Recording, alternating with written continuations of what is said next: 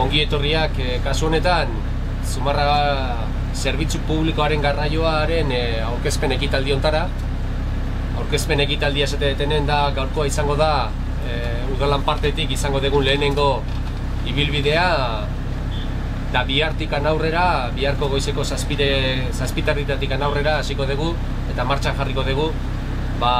urteetan demanda izan den zerbitzu hau eta azken finen esan beharra dago ere bai zerbitzu honek asetiko ditula neurri baten Zumarragako herritarrek eskatzen duten edo eskatu izan duten zerbitzu bat, gehien bat, eta hori ere bai argi utzi nahi dut, gehien bat zerbitzu honen ondinorakoa da goiko partea, goiko zonaldea zentroarekin hurbiltzearren eta gero ere bai zentroko eginkizun ezberdinak erosketa direla, bertako zerbitzuetako komerik dira eta bertan darenak gero ere bai berrize gora igotzeko. Esan beharra dago ere bai ez dakinolako irudikapen bat edo irutapen bat edo pentsamentu bat, baizik eta denboraz hausnartutako kontu bat izan da eta azken finean bai sortu nahi izan da beharrak izan ditugun eta asetu nahi hortan zerbitzua jartzearrena, ez? 75 urtetik gorakoentzako pentsiodunak, langabezindarenak, gazte jendeak, horrek bai beste tratamentu bat izango du, baina bai egia da ikusi beharko degula 3 hilabeteko, 4 hilabeteko ibilbide honek zer emaitza ematen digun eta hortik aurrera ikusiko dugu. 2015 esan da zerbitzua doin egiteko aukera bageneukan, baina esperientzia piloto honek emango digu aukera gauza guztiak ikusteko eta baloratzeko. Prezio popular bat izango da. Zerbitzu honekin ebai ez da dirurik eta jaso nahi izango, baizik eta zerbitzua prestatzea eta ematea, eta horregatik simbolikoa izango da dirua. Zerko gauza bat, esan dezu aldundia ez dela zuekin harremanetan jarri edo, zuek ere etxertea aldundiarekin harremanetan jarri ez urretxu da Zumarra? Urretxun partetik ez dakit, Zumarrak ez beti ere ulertu izan degulako zerbitzua urbanoa dela, eta horregatik jarri izan dugu. Beste eta kasu honetan bilduk esan omen dula eta ozen esan du lau haizetara zerbitzua Urretxu eta Zumarran artean egin behartzala. Zerbitzua Urretxu eta Zumarran artean egin izate horrek suposatzen du zerbitzua interurbanoa dela eta kompetentzia kasu honetan foru aldundiarena da, eta horregatik bai Urretxu bilduk gobernatzen duen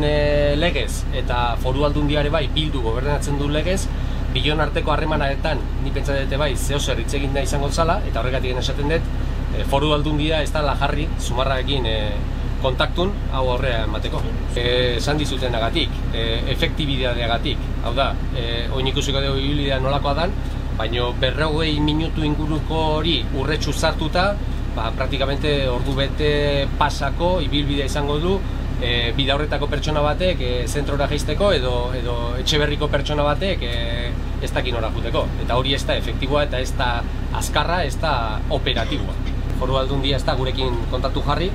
eta hori izan ezkero ere, gero baloratu inbarko zen, horrek ze zerbitzu klase mota izango zituen, gehien bat Zumarratarren ongi biharrez ikusteko. Hori izan dalako nire nahia, gure nahia, eta azken finen pentsatzen dut udal korporazioa osatzen dugun danon nahia. Buzoneoa egingo da datorren astera begira, eta bai parada ezberdinetan jarrita izango dira ez oraindaren geltokietako ordutegik, baizik eta Zumarragaren logoa esan dutena, leno komentatu izan dutena.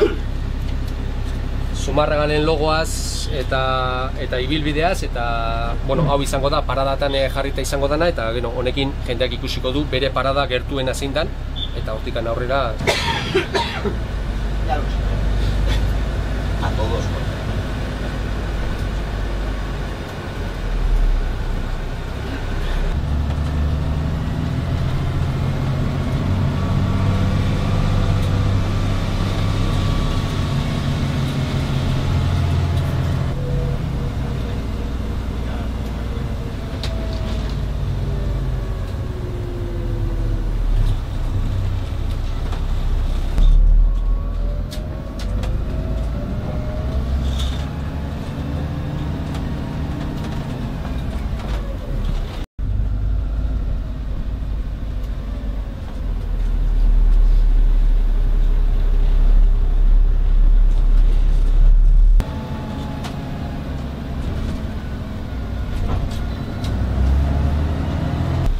una de las paradas importantes, sobre todo a la hora de conectar la gente tanto de Etxeberri, así como la gente de que está en el centro con el tema del Izcale, para poder venir aquí también a las analíticas que empiezan pues prácticamente a partir de las 7:30 a las 8 de la mañana.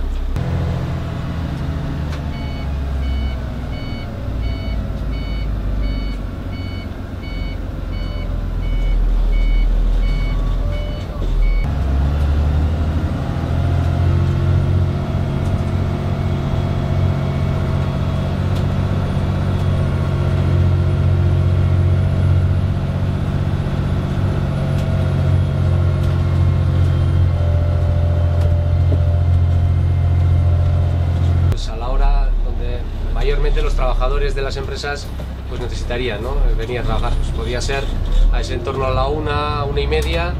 función también se amoldarían los horarios, y si se estima oportuno y necesario y hay suficiente gente y demás, pues también se podía poner el servicio en marcha a primera hora de la mañana y a última hora de la noche. Y esta dará servicio pues Antonín Orá, la zona de Baranderán, la zona de los Leturia, pues un poco esta margen que aquí también ya empezamos a tener mucha población necesitada también de conectarse, que de otra manera lo puede hacer andando o utilizando el transporte privado, que es lo que se quiere evitar también, zona de Izazpi e incluso parte de Garestamendi.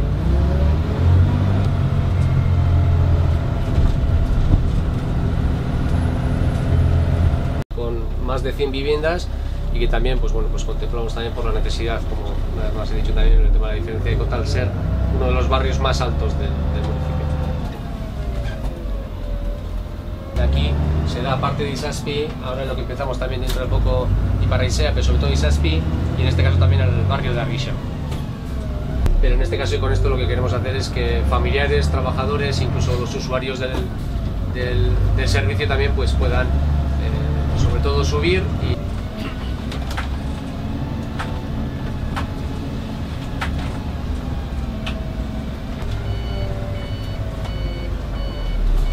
esta es la parada de bajada también, que es la que dará servicio a toda la zona de Itza, con la ampliación también que estamos teniendo, y bueno, pues